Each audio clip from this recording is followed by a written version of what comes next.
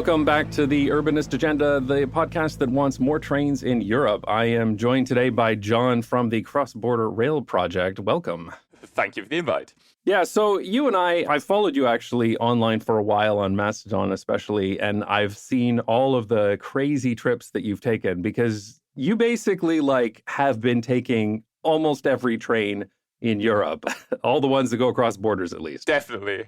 Yeah, so I've been pretty much everywhere in the EU. First of all, that kind of started as a project in the kind of Wanderlust after the COVID pandemic. Right. In the summer of 2022, I crossed every internal border of the European Union you could cross by train in one journey to basically say, okay, hey, there's some problems here that we need to put right. And little did I know that would kind of take on a life of its own. And I've been doing the same sorts of things, filling in all the gaps subsequently. It was just basically every border I went to once in 2022, but of course there are 20 odd lines between Germany and Czechia, and I've now been to all of them to try to work out where the problems and where the opportunities are. And then I've added a few other bits and pieces, going to the Balkans, going to the EU's external borders to Moldova and Ukraine. So pretty much if there is a railway line anywhere at a European border, I've pretty much been there if they're active, and I've now also added plenty of inactive ones as well. So getting on a folding bike and cycling across the border where the railway infrastructure doesn't exist any longer. So That's what I've been basically documenting. And I think the method is essentially check this out on the ground, find out what's there and find out what you could do with it, talk to local people, talk to activists, and see what the opportunities would be for international railway improvements. And the good answer is that there are actually quite a lot you could do with relatively little money to help people cross from one European country to another. Yeah, it's absolutely incredible. I love watching your posts where you go through in detail, I took this train, and then you rank them and you talk about how the border crossing was and everything. Yeah, exactly. So every train in the project so far has also been somewhat obsessively documented. 1,000 odd trains so far. Can you take a bike on it? Is it disabled accessible? Is it clean? Is it good to get on there with luggage? Yeah, was the washroom working? Was there Wi-Fi? That kind of stuff. Yeah, exactly. Those types of things. Also, it's really important to say that people basically, you probably have the same right of that people considering you're maybe too much of a radical. No one will ever take a train from Berlin to Lisbon, Jon. It's well, yeah, probably not many people will. But I'm spending much more time on regular small trains that go for an hour across the border somewhere than I am any kind of grandiose, large deluxe expresses or something. Right. To really get to the bottom of okay, who uses these trains? What would improve the service for these people? Trying to understand the local needs as best I can. Yeah, because I think people think of Europe as this continent of trains, and there are a lot of trains, less than there used to be, but there are a lot of trains in Europe. But in a lot of the cases, the train company historically deals with within the country. Exactly. And so they deal with their trains, they move their trains between their own cities, and maybe they'll pop over to the border to one adjacent town or something like that. But that's kind of the sum total of what they do. And so they all have their own little worlds. And Exactly. You're talking about that whole part between them, which is surprisingly broken in some cases.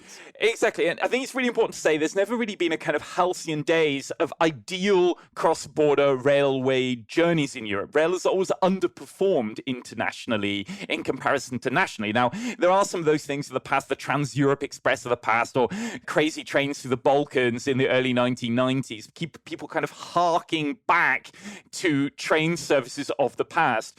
But we've actually got more international trains today in Europe than we've ever had. Just the super long ones, which cross 4 or 5 countries, most of those essentially don't exist anymore. Most of the time you go from one to the next. Once you get into the next, you have to change there. Now, the central point, though, you raised in the question there is we still think very nationally about our railways and our kind of national champion state-owned railway companies like SNCF, Deutsche Bahn, NS, Renfe, and so on. Now, the European Union has basically been saying if we think of railways like that, railways will ultimately underperform. It should be possible that that railway company should run right the way into the neighboring country, should be able to get a path to run on a neighboring network, and can be able to offer those cross-border services. Now, ultimately, all of the main, particularly the main state players, are also nervous about what may come from the other side of the border, that they're somewhat kind of retrenched into that nature of national thinking and don't see business opportunities or partnerships they can even forge across the other sides of the border. Now, where you're based in the Netherlands, where I'm based in France, that situation is particularly severe. If either of us were based in Vienna, for example, or in Bratislava or Budapest, there the attitude's a bit different. Smaller countries with lots of borders, which have always managed to do their international trains a bit better than most of the Western European railway companies. But that kind of inward-looking national nature of the railway industry is very, very prevalent still. So what does this come down to, though? Does this come down to like just historical, they've just been stuck in their ways, or is it also the technical issues with, differences between overhead lines and things like that? Like, what do you see as these biggest barriers to preventing this working better? So there are a bunch of technical barriers, right? There are 4 different electrification systems. There are 3 predominant track gauges in different parts of Europe and more than a dozen signaling systems. So you do have a technical problem at the border, which has become a bit more complicated. Before, what you could do is you could basically change the locomotive hauling your passenger train. The carriages could run through and you just connect a different one at the front. When we've moved to multiple unit trains, so basically with the motors under the floor instead of having a separate locomotive, you can't do that so easily. So we've not really got to the stage where we've found a way of having, especially for high-speed passenger trains, a kind of European go-anywhere train. You can make or envisage having such a thing, and in freight, we're close to having that. Siemens, the German manufacturer, has built a type of locomotive that can run pretty much anywhere in Europe, except France, hauling freight trains. So you could get towards that kind of situation. But the situation is very much on the ground is often decisions taken by the railway companies mitigate against the international. So in Germany, for example, there was a case where the region of Rhineland-Pfalz, which borders France, just procured a fleet of new electric trains that can run up until Pell, the final station in Germany, just 200 meters before the border. It would have cost some 100,000 euros more to equip that train with the other electrification system for the French side of the border, but the German local authority buying the trains decided not to, so the trains are limited to only stay on the German side of the border. So one of the things I ultimately come back to is you can solve these technical issues, but you need to throw a bit of money at it to overcome it. Buy a 2 or 3 system locomotive, equip your train with multiple signaling systems. And most of the time, that's the place where public authorities cut. Hey, well, we want to save a bit of money. Okay, Let's just order the single system train rather than the multiple system one. Now, also bear in mind that most trains in many parts of Europe are operated using public service obligation contracts. That basically means if the ticket price doesn't cover the complete cost of operation of the train, it is a governmental body, either national or regional, that intervenes with a subsidy to make up the difference. Now, if it's a national organization that intervenes with a subsidy, they don't most of the time want to pay for that subsidy on the other side of the border.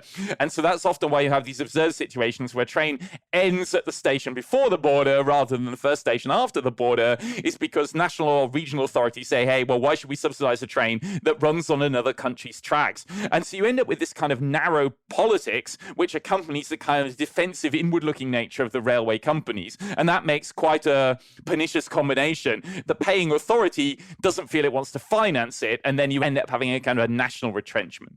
Yeah. So I've followed your stuff for a long time, so I've seen some of the ridiculous stuff that you've run into. But some of our listeners might think, oh, well, I've taken an ice train from Amsterdam to Berlin before, and it was fine. I just booked it on Deutsche Bahn or NS International, and everything worked fine. So what's the actual problem here? So maybe you could give us some examples of some of the things you've run into that seem particularly silly, and how they impact people who live in those areas. So I think the important point from your question there is, if you want to go from big capital city to big capital city, and your pockets are deep enough, because it might not be very, very cheap to take one of those trains, most of the time you can do it. Amsterdam to Paris, Berlin to Vienna, Warsaw to Prague, those types of connections, you're probably okay.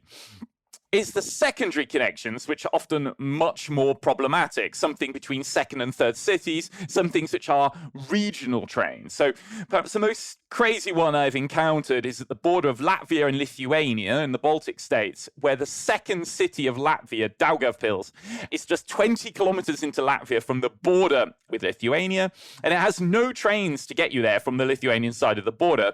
All the trains go to Turmantas, a village of just 208 inhabitants, which is the final station in Lithuania, rather than continuing 20 kilometers further to go to Daugavpils. Now, if we're talking about Latvia, Lithuania in total, right, the most important connection is Vilnius, the capital of Lithuania, to Riga, the capital of Latvia.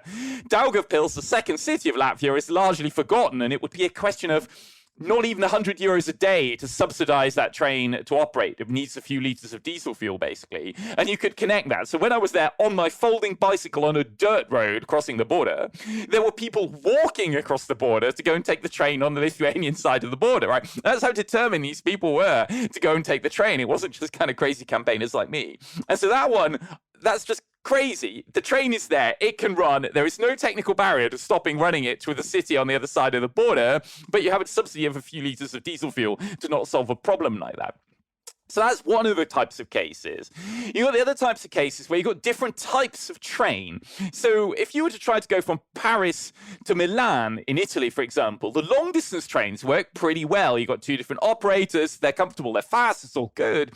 But if you actually live on either side of the border on the same line, so if you live in a town like Chambéry on the French side or Bardonecchia on the Italian side, so these are not villages. These are proper towns. Right. You have no regional train that gets you there, right? So it costs as much to go from Paris to Milan, which is, I guess, like 700-800 kilometers, as it would go from Chambéry to Bardonecchia, which is 100 kilometers. The ticket price is the same because you occupy one seat on that train, whether you're doing 700 kilometers or 100 kilometers. What you need is a regional train that uses the same track and goes across the border there to serve local people. So those are the types of things that we're facing. Now, we've got in Europe now, after 6 decades of European integration, quite a lot of people that live on one side of the border and work or go to university or something like that on the other side of the border. And all those people mostly have got to do that by car because there is not any international railway service which serves them. And this isn't just like the kind of really well-known ones, like things around Basel or, I don't know, Copenhagen to Malmö or something. Like the border of Czechia to Germany, right? So the northern side of it, so towards Leipzig and Dresden. That's had an enormous boom in international commuting in the last 2 decades. But the numbers of trains crossing the border, or indeed the numbers of buses also, has not kept up with the increasing numbers of people that want to cross a border there. So I would say, sure, a lot of the big connections work pretty well, although there's even more potential you could see in some of those as well. But if push comes to shove, they work. But at the kind of level of the lower level, regional crossing the border on smaller trains, we've got a bunch of problems all over the place. Right. And ultimately, like, as you've said, since the integration of the EU and the Schengen zone and all those things, these people the borders don't mean as much as they used to. And so there's lots of reasons why someone might want to go there. And some of these cases that you're talking about, like there's literally a train line there, like the rails are there, the stations are there. There's just no train running between the two of them. Exactly. And you've got a bunch of ridiculous disputes and situations where there's one Germany-Poland border where you look online, you're like, okay, well, there should be a train here. There's a train line to go from the town of Żary on the Polish side to Cottbus. How do I get a ticket for this thing? Well, you can't unless you pay the train manager cash in the train, it turns out, right? Like, so if you're looking for that online, you're like, well, how the hell does that work? Or there's the crazy situation on the France-Spain border in the middle of the Pyrenees, where the train coming in from Paris to this town high up in the mountains, La Tour de Carol, arrives 20 minutes after the train has departed to Barcelona on the other side of the border. And then you've got to wait a couple of hours until the next one goes, because no one sat down to coordinate the timetables either side. So these are the types of situations where I go to these places and see infrastructure that's right there that you could use better, but is not being used better due to a bunch of, sometimes a bit of technical difficulty, but most often kind of national inward thinking and an inability to sit down with political decision makers or the railway company on the other side of the border. So you can do a hell of a lot more with what you've got in terms of railway infrastructure in border regions. So what then do you think are like the biggest barriers to this? Is it mostly just political and getting the right people to talk to one another? Pretty much. The places where you advance is when you've got a good working relationship between the politicians at regional or national level on both sides of the border. So if you look at, for example, Austria to Slovenia, it's one of my good borders. I wouldn't say it's perfect, but it's where everything is improving. It's a whole new timetable to go from Graz to Maribor, the second city of Slovenia, will be coming this autumn. So you see there, the politicians get along, the railway companies get along, and they work out collaborative solutions. It's actually going to be that service is going to be a Slovenian train that will run right the way through to Graz, the important city in southeastern Austria. You advance, you make progress. Hungary, Slovakia has been improving in recent years. Now, you see some of these countries are in a European comparison. They're not necessarily the richest ones. They've maybe not even got the best railways. But if you have a collaborative political solution, you can in many cases advance somewhat. But let me give you another example. Belgium to Netherlands, between the town of Haarmond, which is to the east of Antwerpen in Belgium, and Weert, which is close to Eindhoven in southern Netherlands, right? There is a track there, but there are no passenger trains running on it. The Belgians say, we would like to have passenger trains that run all the way to Weert. And the Dutch say, we don't want your freight trains. And the Belgians say, well, hang on a minute, we want passenger trains. And the Dutch say, we don't want your freight trains, right? And you've been arguing round and round and round in circles like this for years. Now, we might, by the end of the decade, eventually get there. And it's an amazingly cheap project. All you've got to do is put up some overhead electrification wires on 7 kilometers of track and build one new platform in Weert Station, and it's problem solved, and you can run trains there. But you have no political agreement between the politicians on both sides of the border. Now, what you should get, I would argue, as a European Union person, is basically to say, well, hey, if the national or the regional governments can't fix it, and this is a cross-border problem, well, that's what the European Union is there for. It should basically sit those people down together and work out a solution to the problem. And part of the difficulty I face in my work is when I go and sit down with political decision makers in Brussels European Union politics, they tell me, well, we didn't actually know it was so bad on the ground. Another case at the France-Belgian border, there's this amazing healthcare project allowing patients from the French town Givet unlimited access to a Belgian hospital in Dinan on the Belgian side of the border. That's great. The problem is you can't actually get to the hospital because there's not any public transport across the border that gets you there. So you've got to get the public transport up to the level of all of these other sorts of cross-border things that the European Union has largely been doing.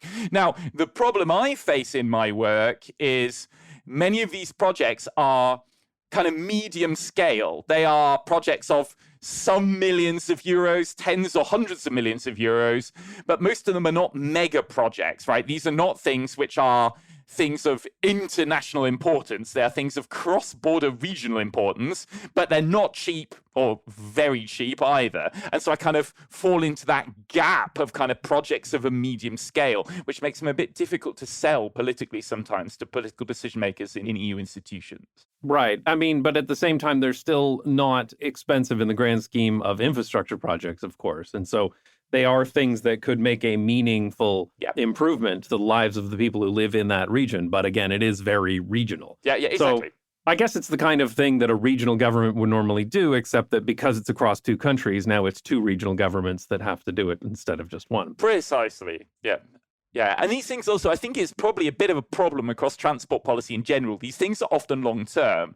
If I set a project in action to do now, that train is only going to be running 5 or 7 years from now when I might be out of office as a politician. And so trying to persuade politicians to act now, knowing that they might not actually get the benefits of what they're deciding on, I think is another complicated and contributory factor. And in the case of the sort of average project here to fix some medium-sized cross-border project, like how long are we talking for these? Are these 10-year projects? I guess it depends on what it is, but like some of these seem really simple. Depends on the scale. So what I'm looking for is basically the cheapest and quickest problems to solve. And you can then break it down. I can tell you the kind of scale of complexity of any given project. And the kind of 4 categories. The first is a track that has fallen into disrepair and would need to be rebuilt. Those are the really long-term ones, right? So there's a famous one at the France-Germany border between Freiburg and Colmar, where a bridge was bombed at the end of World War II and was never reconstructed. And the Rhine, however, is super wide there, and it's very long-term and high budget in order to manage to repair it. You'd be looking at least a decade to get one like that fixed. The second category is there is a track, but there are no trains running there, right? So has anyone actually bought the right trains to run on the cross-border line? You're looking for the whole process of a competitive tender and the procurement of trains of something at least 3 years minimum, even if it's a standard product, more like 5 to 7 if it's something that's a little bit more bespoke or more technically complicated, if it doesn't kind of exist off the shelf already from a manufacturer. The third is sorting out timetables. Well, that should be able to be done within a year because there's an annual timetable change to basically line up the timetables. So that should be quick and simple. And the same for solving the ticketing and data problems which there are in border regions. So those are obviously the quicker and easier ones to fix. New trains, you're looking at 3 to 5 years, and something that's actually building a new line or renovating one, then you're probably looking at something pushing a decade. Now, There is a good case, national, however. It's Poland. Poland has been amazingly quick and amazingly efficient at reactivating lines which were closed in the early 1990s, and particularly the area of Lower Silesia, so around Wrocław in southwestern Poland, has reopened very quickly and very cheaply a bunch of regional lines. Now, that's an example that plenty of the rest of Europe could learn from. Very quick turnaround. Wouldn't say the most deluxe stations they're building, but they work. And if you want to move on that topic quickly, Poland is the place to look for good cases. That's interesting. Do you have some examples of some of this cross-border rail done very well? Some projects that they've done maybe in the past 10, 20 years? So the one that I like most is although it's a very high budget one, so it may be contradicting my own point, it's the bridge from Copenhagen in Denmark to Malmö in Sweden. I mean, that is pretty slick. It's amazing. Also, just like an anecdote, talking to someone in Copenhagen, he says, well, I take that train to go to the dentist in Sweden, right? So someone taking an international train to go to the dentist, it's like the most mundane thing, but the most amazing thing. How many people take an international train to go to the dentist? Well, there you can. I also really like, there's a Dutch case that I like very much. It's super simple, but it's a very low budget one. And I think it's just over a decade old now. It's the cross-border line from Gronau in Noord-Rijn-Westfalen in Germany to Enschede in the Netherlands. It's only a single-track diesel line, but what they've got absolutely right is the timetables. The trains run every half an hour from 5 in the morning until 10 at night, so they're as good as national timetables. And the ticketing works perfectly. So the German Deutschland ticket, this flat-rate public transport ticket in Germany, works all the way to Enschede, and the OV chip card system from the Netherlands runs all the way to Gronau on the German side of the border. So regardless of which way you want it to run, it works extremely well. Now, the problem there is you can't actually run beyond Enschede because the infrastructure doesn't allow it at the moment, and they're thinking of the next stage to try to manage to say, okay, well, how would we improve that one? But at the moment, given the infrastructure which is there on the ground, that is as good as you can possibly imagine. And you see it, right? There are people going shopping on the German side, going to university on the Dutch side. This is really, really good. There's a forthcoming project a bit further north from there, from Coevorden in the Netherlands to Neuenhaus in Germany, where they're renovating just one tiny bridge over a Dutch canal they need to renovate that they're currently doing this year. I think it's it can't be December this year. It must be December next year. That one will be finally open. So those are a few where you say, okay, right, this is a comparatively simple solution, but it works well enough. Now, this is the very important point. You need to just make sure that the train gets to the border station and you can change there. I am not expecting a through-running train necessarily, but just something which is good enough to allow things to work there. Now, also, the Germany-Czech border, most of it's through quite high hills, low mountains types of areas, right? These trains don't run very fast, but most of the time the train will match the train on the other side of the border at the border station. And I can't complain about that. It's using the infrastructure to the best extent possible. So there are a few good cases there that I can name you, yeah.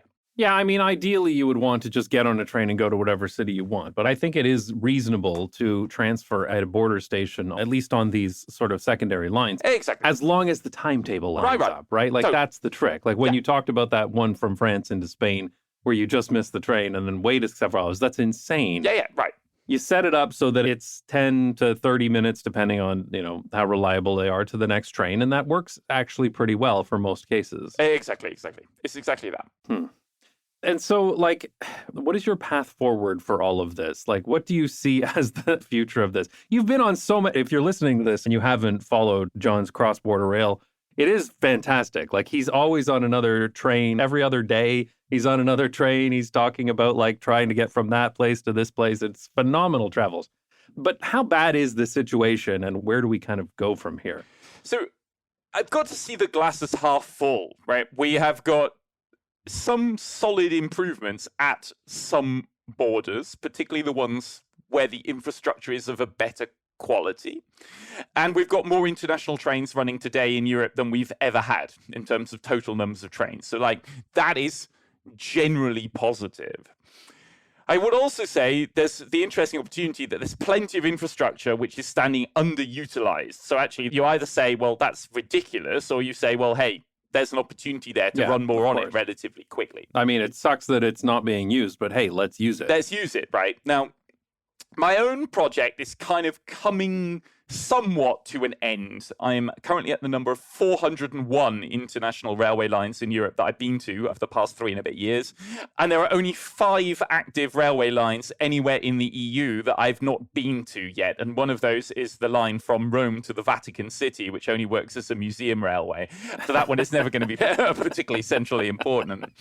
So what I'm basically looking at, after having been to all of those places and mapped all of them, I've got a map of every international railway line that there is, painstakingly documented all of that. What I've got to do next is more of my political prioritization, right? Going through all of those lines I've been to. Has anything changed since I went there? And then formulating, this is the problem at that individual border, and coming up with a kind of hit list about which of those places is it most important in order to manage to make a change happen, and having an eye on what's happening into the future. So Portugal has just completed the renovation of a railway line to Vila Formoso. It's a town in the very northeastern corner of inland Portugal, close to Salamanca, a much more significant town on the Spanish side. Spain hasn't completed its bit of renovation yet, but it will next year. Now, trying to say, okay, I know the situation on the ground at this particular moment, but what could you run there? What decision would you have to take now to make sure that when the infrastructure is ready, you could actually use it to the max? And so ultimately, I've got to now, there will be on my social media and on the website of Cross Border Rail, the project, there will be less grassroots investigation, and there will be more political work, identifying places, identifying policymakers who want to improve the rail connections. And I can basically tell them, hey, here at the other end of Europe is an example. You can basically copy and paste that into your region and say, this is what you would need to do here between these types of towns. Now, there are a few places in Europe where there's some public attention to this stuff. Germany, France, there's a bit of attention. There's a famous one at the Dutch border, Nijmegen to Kleve in Germany. Very complicated because of a kind of a NIMBY protest in a Dutch village at the border called Groesbeek. I try to avoid focusing on that one because of I'm going like straight into the kind of a protest. Now, what I'm trying to find then is basically places like that, but where actually reactivation of the railway line would be comparatively easy. And I want to then work more personally with towns or regions or with national governments to say, how can we actually get a project through to fruition? I just discovered another one a few weeks ago at the France-Germany border, but more towards the corner with Luxembourg. So between Völklingen in Saarland and Thionville in France, where everything is there and could be very easily reactivated. So I want to help the activists there to try and get that project to reality. So that's a bit more my work in the coming months. It's going to be a bit less kind of grassroots research and a bit more political, writing more things up. I've also got hours and hours of video footage from all these places, which I haven't done anything with.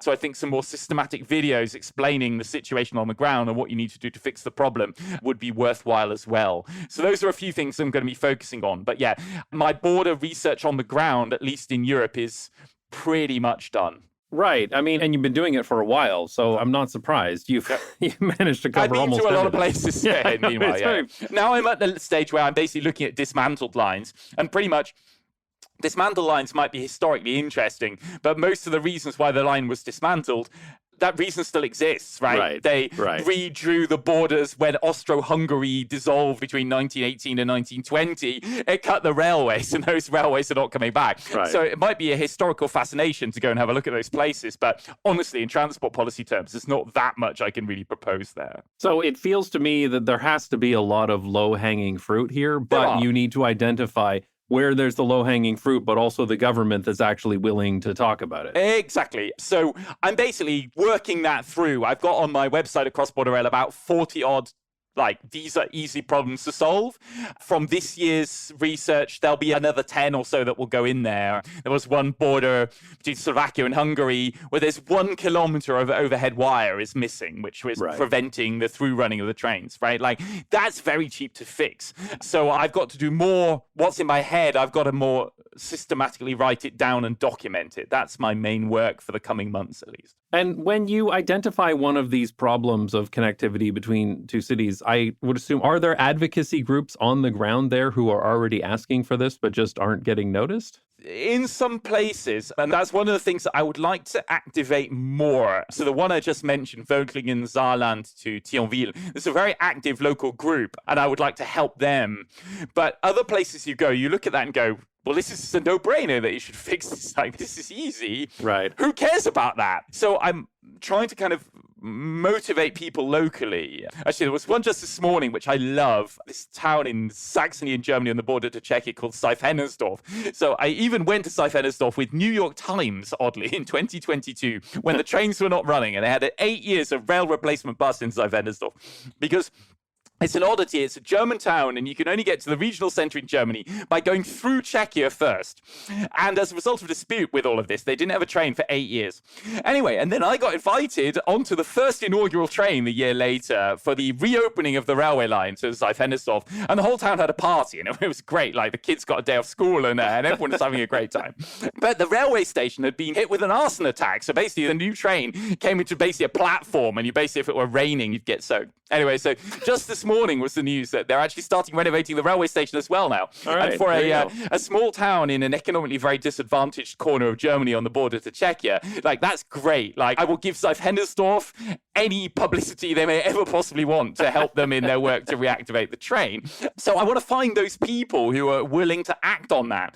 But part of the difficulty is that there are kind of national activism organizations. In Netherlands, for example, you have Rover, which is an organization which campaigns kind of on behalf of rail passengers, but they too think quite nationally. Right. And there is a European Passengers Federation in Brussels, but that's quite weak and quite small. And so I want to do a bit more as best I can with activists locally. But in many places I've been, there's no one caring about that topic on the ground, no one doing kind of grassroots activism. And what I can do to help that, I'm up for that, right? If you're listening to this podcast and you want to invite me to an event and I show pictures from the drone in corners of Europe diagnosing railway infrastructure, then I'm in. If I can help in some way to get a kind of a campaign going, then very, very happy to do that. I suspect in some of these cases, it may be that there was just not a rail line there and nobody has thought about a rail line there. And so they would love it if it was there, but it's just not on their minds to even think that it's a possibility. I think it's most of the time the other way round. There was a railway line there. It got closed in the 1980s and 1990s when there were the big round of closures of railway lines, particularly in Western Europe. And then no one can think of what it looks like to reopen it again. Right. And you've seen that within Germany. I can't give you an international case, but for example, particularly in Hessen, so in the middle of Germany, north of Frankfurt, they've reactivated a lot of railway lines. And actually, our behaviors are different. Our roads are more full. People think it's perfectly normal to go on an electric bike out in the country on the weekend, and they take the train one way and cycle back, right? Like those types of patterns. And so where Germany had these railway lines that got closed in the 80s and 90s, reopened a few in the 2010s, the passenger numbers have massively exceeded the passenger numbers that were expected when the reactivation plan was first formulated. Now, if you take that kind of an example, you need to think a little bit. Now, there's also this amazing project, only a bus project, not a train project, at the Netherlands-Germany border, a town called Aalten. The Dutch got asked by the Germans, could we do a study to check whether a cross-border bus would work? And the Dutch said, well, why don't we just put that money into a one-year pilot project? We'll subsidize the bus for a year, and we'll see if it works. And it did, and it still runs, right? So an experimentation and you will find a solution kind of approach also to railways, I think would be a fine way of looking at it. So it's often a bit of a lack of kind of who would use this until you then build it. And then you do discover that people really do use it because actually they can change their behavior. They can think in other ways of different ways of living. There's the Poland-Germany border near Stettin. Before, Poland was weaker than Germany, and you would live in Poland and work in Germany. Now, Stettin is richer than the German side, and the commuters are going the other way, right? And you need a different pattern of the train to cope with those commuters going the other way. And so I think there's a lack of kind of creativity or a lack of kind of thinking differently about these types of problems. Because if you take the good examples, you can very much demonstrate that they work because people's behavior then changes if you build that for a period of time. There's also this thing in railway companies, this is one that's really nagging at me and annoying me at the moment, the border of Slovenia to Italy. They reopened the train line between Gorizia and Novogorica, but with such a bad timetable, it was only running on weekends, no one could use it. Now, I'm waiting for them to then cut the train again by going, no one used it. Well, yeah, no one used it because your timetable was so bad, right? You can't therefore be surprised that then the train doesn't work. If you want to make this work, you've got to have a stable financing. You've got to run it for some years. You've got to run it every day. You've got to make sure that people can actually use it and integrate it into their everyday lives. Right. And then it will work, right? That brings us back to the Malmo-Copenhagen example. Build it well, and then you will be okay. Yeah, and I mean, that's the trick, right? Like, we know that infrastructure changes people's behaviors. It happens with bicycle lanes too, right? Right. But it does take some time for people to, first of all, notice it's there and then start incorporating it into the way they use things. But over a short period of time, it will become indispensable, just like any other part of fixed infrastructure. Yeah. Yeah, that's very interesting. So I'm curious, just if someone's listening who wants to travel between different countries in Europe. I know, like, when you're talking about a very regional area, when you're talking about ticketing, it has to be done locally. But what is the way to buy tickets so that you can go across borders? Because I sometimes even run into this myself when I'm trying to go to, like, filming locations, and I don't even know how to buy a ticket to get there. Yeah. We all face that all the time. It's the most crazy thing to me, because I think, like, I'm in Europe and the European Union's always talking about, we got to get people off of planes and stuff like this. And I'm like, all right, well, I'm going here. I'm going to film. How the hell do I get there? Yeah, how the hell am I going to get there? Right, so most importantly, first of all, is you've got to get yourself the right route. And for that, German Railways is miles ahead of everyone else. So I'm still using the website of German Railways, Bahn, bahn.de, to plan everything. Because that's what I ended up doing too, and I didn't know if that was the right thing. Oh no, so there were basically 4 railways that use the same technology for planning, and it just chooses your interface, which one you like best, right? The Germans, the Austrians, the Swiss, and the Czechs, right? Like, the technology behind the scenes, take a pick of that one. Out of habit, I use the German one, but anyway, right, I'm a German citizen as well as a Brit. So I plan it that way. And then I start to ask myself the question, well, can I actually get a ticket for it? Now, Deutsche Bahn will generally be able to sell me from Germany to a neighboring country, but it won't be able to sell it to me from, say, France to Spain, right? Deutsche Bahn will not sell me that. So then I'm going to go looking for who will sell me the tickets in those other places. Now, there are a few commercial platforms which are trying to sell those tickets. Trainline is the most well-known. Right. There's NS International, SNCB International, Omeo as a kind of multimodal portal. But the problem with those often is their routing is really rubbish, right? Try on Trainline to put Bordeaux to Bilbao into Trainline, and it will send you via Barcelona, which is a very long way around to get between those two cities at the Atlantic coast. You don't really want to go via the Mediterranean. So you've got to see those things. So Deutsche Bahn is great at planning, but pretty lousy at selling. A website like Trainline is pretty good at selling, but pretty horrible at planning. And so ultimately, that's essentially my trick, is essentially say, what's Deutsche Bahn going to tell me? And then work out how to possibly buy a ticket. Now, then that comes, and then that gets to a few other things to bear in mind. If you need more than one ticket for your journey, you can be left stranded as a passenger. So if you've got a Deutsche Bahn ticket for half of your journey and a SNCF ticket for the other half, and your Deutsche Bahn train breaks down, which happens pretty often, and you get stranded in, say, Strasbourg, and you're going to Marseille, your rights as a passenger in such a circumstance, if you have 2 separate tickets, are in most circumstances quite weak. The railway company that you are changing onto their train is under only a very weak obligation to convey you, and might not be able to convey you that day. You might have to wait until the following day. Now, there is hope in the medium term, because there will be a new law on this proposed by the European Union in either by the very end of this year or at the very start of next year, to try to put exactly that right. To basically mean a likes of Deutsche Bahn could sell you a ticket all the way to Lisbon, and if you buy that connection all the way to Lisbon, I can't call it one ticket, it would be basically multiple tickets bundled together in one transaction. If you are lost along that path as a traveler, that you would then have guaranteed passenger rights, and in case something goes wrong, you'd be covered. Now, why has this not been fixed until now? It's back to what we talked about earlier on. It's national egotisms of the railway companies that they do not want to have to provide that. And if you listen to the railway companies in their lobbying work towards the European Union institutions in Brussels, they basically go, why the hell should we fix this? Our international trains are already full.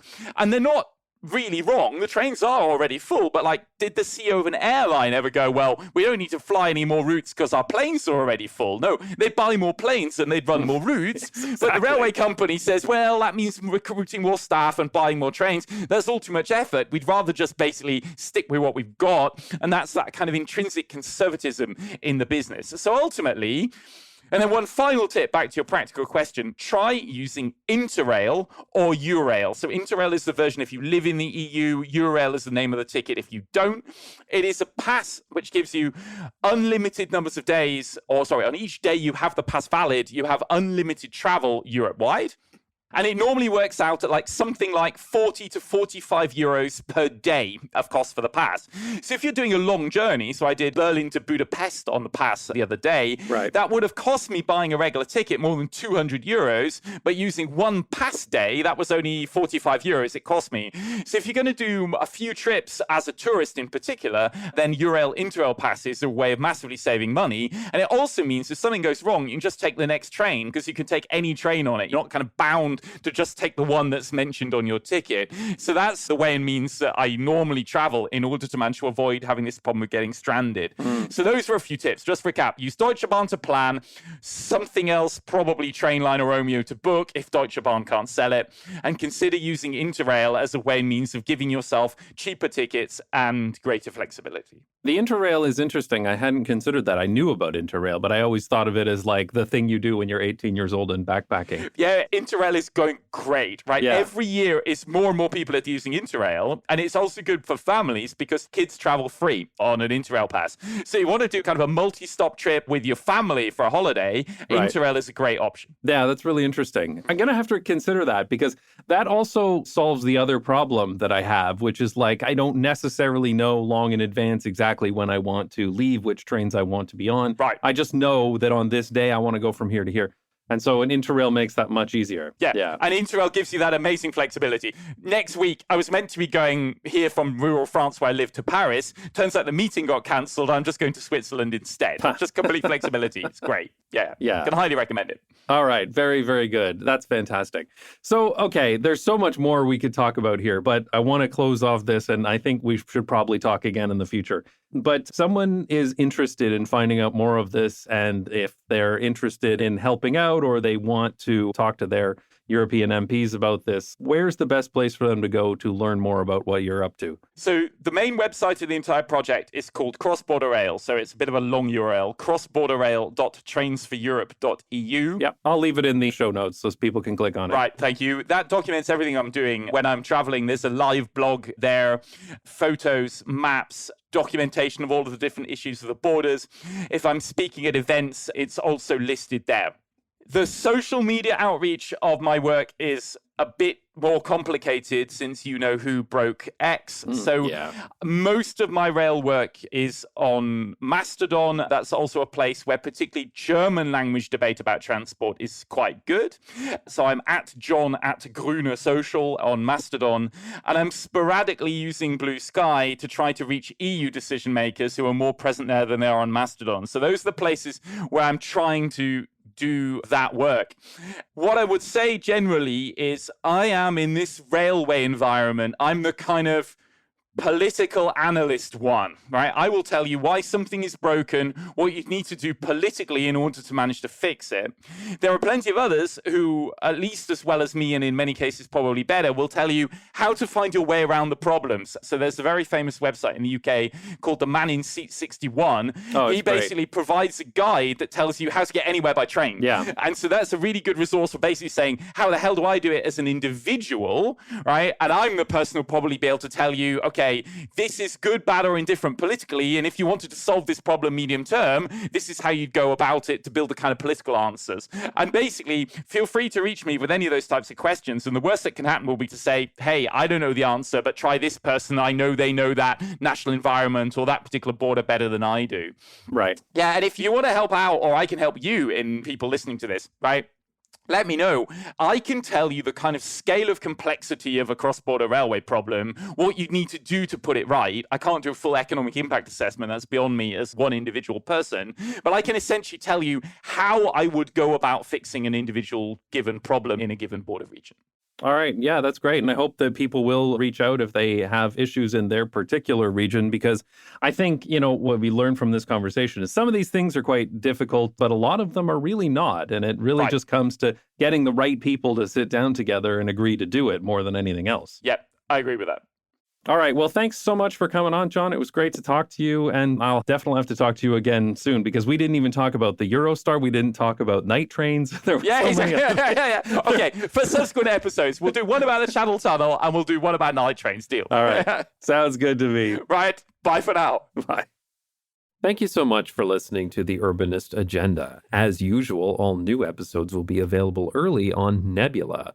So if you're not already a Nebula subscriber, now might be a good time. You can sign up at nebula.tv/agenda. And with a subscription to Nebula, you not only support this podcast, you also get access to content by over 150 creators. That's everything from videos to podcasts to classes and more. Nebula is also constantly adding new Nebula originals, which are high-budget productions on a wide range of interesting topics. If you use our link, which again is nebula.tv/agenda, you'll get a discount on a yearly subscription, which brings it down to only $30 a year.